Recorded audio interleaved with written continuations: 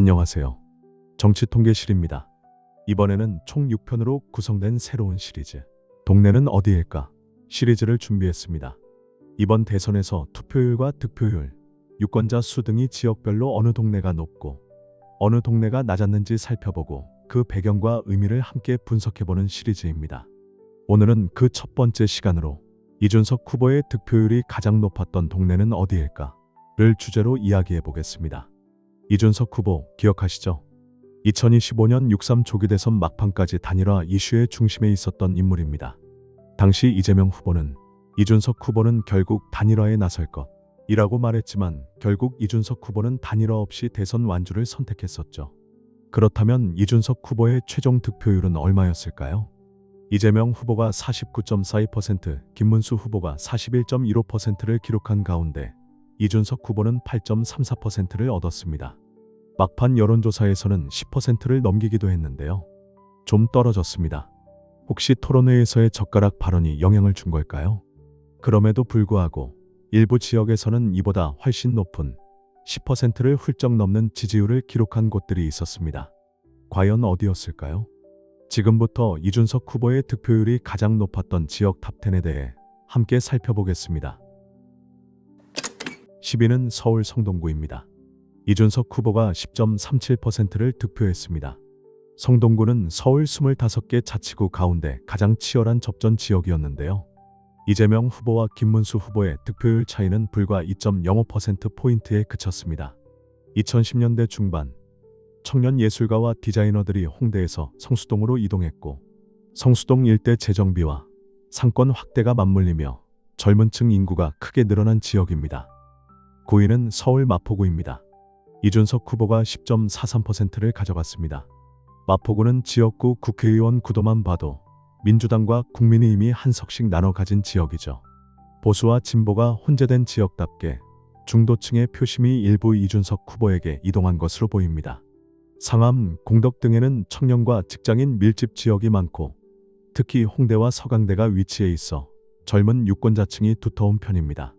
8위는 서울 동대문구로 이준석 후보가 10.61%를 기록했습니다. 동대문구는 경희대, 한국외대, 서울시립대 등 주요 대학이 모여 있어 청년 자취생과 고학력 유권자 비중이 높은 지역입니다. 특히 회기동과 임은동 일대는 대표적인 대학촌이며 청량리 일대가 최근 재개발이 진행되면서 유입되는 젊은 층과 기존 거주층이 공존하는 지역으로 변모하고 있습니다. 7위는 경기 수원시입니다. 이준석 후보가 10.69%를 득표했습니다. 수원은 이번 대선에서 유권자 수 102만 6,640명을 기록하며 전국 229개 기초자치단체 가운데 유일하게 유권자 수가 100만 명을 넘은 도시입니다. 유권자 규모가 큰 만큼 정치 성향도 다양하게 분포돼 있으며 젊고 고학력 유권자, 실용적 투표 경향, 인물 중심 판단이 이준석 후보 지지에 영향을 준 것으로 보입니다. 또한 수원은 삼성전자 연구단지, 성균관대, 아주대 등 대학과 첨단 산업시설이 밀집한 지역이기도 합니다. 6위는 서울 광진구로 이준석 후보가 10.71%를 가져갔습니다. 광진구는 건국대가 자리하고 세종대 생활권에 포함되어 있어 20, 30대 청년 인구 비율이 높은 지역 중 하나입니다. 특히 화양동, 군자동, 자양동 일대는 원룸촌과 자취생 밀집 지역으로 꼽힙니다. 5위는 서울 동작구입니다. 이준석 후보가 10.78%를 기록했습니다. 동작구 또한 민주당과 국민의힘이 각각 한 석씩 나눠 가진 지역으로 보수와 진보가 혼재된 대표적인 중도 성향 지역입니다. 또한 동작구 노량진 일대는 공무원 시험을 준비하는 자취생들이 많은 곳이며 상대적으로 저렴한 주거비와 뛰어난 교통 편의성 덕분에 젊은 직장인들의 거주 비율도 높은 대표적인 청년 밀집 지역입니다. 특히 동작구는 이번 대선에서 최종 투표율 81.5%를 기록하며 서울 25개 자치구 중 3위에 오를 만큼 정치적 관심도 높은 지역으로 나타났습니다. 4위는 서울 영등포구입니다. 이준석 후보가 11.11%를 득표했습니다. 영등포는 국회와 주요 방송사, 금융기관이 밀집한 서울의 정치 경제 중심지로 여의도 일대에는 정책, 미디어, 금융 종사자들이 다수 거주하고 있습니다. 이 지역은 정치에 대한 이해도와 함께 피로감도 큰 곳으로 30, 40대 직장인 비중이 높고 정당보다는 인물이나 메시지를 중심으로 판단하는 유권자 경향이 두드러집니다. 이준석 후보가 이 지역에서 높은 득표율을 기록한 것은 기성 정치에 대한 피로감 속에서 새로운 선택지를 찾으려는 흐름이 반영된 결과로 볼 수 있습니다. 3위는 경기 화성시입니다. 이준석 후보가 11.48%를 가져갔습니다. 화성시는 많은 분들이 예상하셨을 지역일 텐데요. 그도 그럴 것이 이준석 후보가 초선 국회의원으로 당선된 지역구이기 때문입니다. 화성시는 이번 대선 유권자 수 79만 604명으로 전국 229개 기초자치단체 중 5위를 기록할 만큼 면적도 넓고 인구도 많은 대도시입니다. 특히 동탄을 중심으로 한 신도시에는 젊은 맞벌이 부부들이 많고 기존 정치의 피로감을 느낀 유권자들이 적지 않은 지역이기도 합니다. 2위는 대전 유성구입니다. 이준석 후보가 11.77%를 기록했습니다. 유성구는 카이스트, 충남대, 대덕연구 단지가 위치한 지역으로 젊고 고학력 유권자들이 밀집해 있는 곳입니다. 연구개발 종사자, 대학생, 젊은 직장인들이 많아 인물 중심의 선택이 두드러지는 지역이기도 합니다. 1위는 서울 관악구입니다. 이준석 후보가 12.49%로 최고 득표율을 기록한 지역입니다.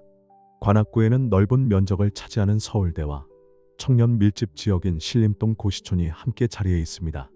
또한 관악구는 유권자 수도 많은데요. 이번 대선 기준 유권자 수는 총 44만 6,923명으로 서울 25개 자치구 중 네 번째로 많았습니다. 관악구의 최종 투표수는 35만 839표였고 이 중 12.49%를 득표했으니 이준석 후보는 관악구에서만 4만 3,820명으로부터 선택받은 셈입니다. 그 외 이준석 후보가 득표율 10%를 넘긴 지역은 서울 노원구, 대구 중구, 서울 송파구, 서울 강남구, 서울 금천구로 나타났습니다. 지난 대선 직전 이준석 후보 유세 방식 기억나시나요? 바로 학식 유세였죠. 학식, 즉 대학교 학생 식당에서 학생들과 식사하며 이야기를 나누는 방식입니다.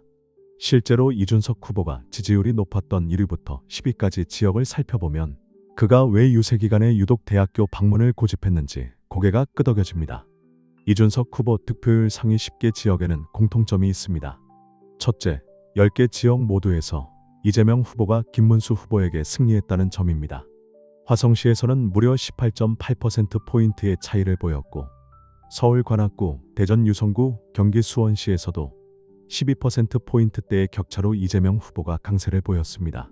즉, 이준석 후보에게 간 표는 이재명 후보의 표라기보다는 보수 진영의 표, 즉 김문수 후보에게 가야 할 표가 갈라진 결과로 해석할 수 있습니다. 둘째, 이들 지역은 모두 젊은 인구 비중이 높고 정당보다는 인물을 보고 판단하는 경향이 강한 곳입니다. 또한 기존 정치의 피로감을 느낀 유권자들도 많습니다. 이번 선거는 일부 유권자들에게 기성 양당에 대한 반감이 강하게 작용한 선거였습니다. 그래서 대안적 인물로 이준석 후보가 주목받을 수 있었던 거죠. 10% 넘는 득표율을 기록한 지역들은 그런 분위기가 특히 강하게 나타난 곳들입니다. 비록 이준석 후보가 1위를 차지한 지역은 없지만 10%를 넘긴 지역들이라는 점에서 젊은 층 중심의 민심 변화가 엿보이는 의미 있는 결과로 볼 수 있습니다. 지금까지 이준석 후보 득표율이 가장 높았던 동네 탑10을 살펴봤습니다. 다음 편에서는 이번 대선 최종 투표율이 가장 낮았던 동네는 어디일까를 주제로 이야기해 보겠습니다. 즉, 전국 229개 지역 중 어느 동네에서 유권자들의 투표 참여가 가장 저조했는지 정확한 통계 수치로 알려드릴 예정입니다. 다음 영상도 놓치고 싶지 않으시다면 구독 버튼을 눌러주시고 이 영상이 도움이 되셨다면 좋아요 버튼도 함께 부탁드립니다. 정치통계실은 여러분의 관심과 응원으로 성장합니다. 감사합니다.